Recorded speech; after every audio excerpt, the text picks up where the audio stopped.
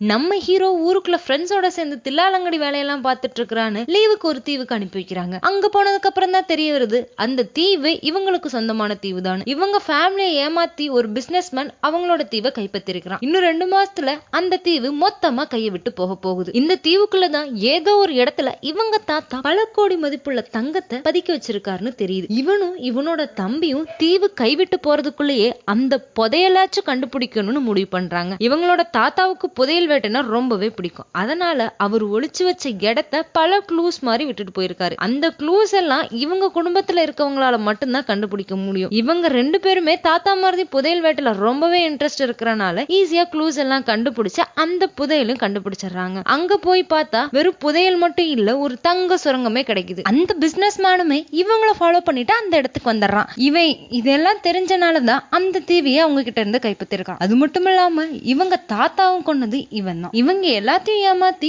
எல்லாத்தையும் சுருட்டலான்னு தான் இவனோட பிளானே. ஆனா இந்த பசங்க அவனை கடல்ல தள்ளி விடவே அவனுக்கு நீச்சல் தெரியாம சுழல்ல மாட்டி இறந்துடுறான். தேவையும் காப்பாத்தி புதையலையும் எடுத்துடுறாங்க. இந்த மாதிரி வீடியோஸ் பார்க்கணும்னா நம்ம சேனலை மறக்காம சப்ஸ்கிரைப் பண்ணிக்கோங்க.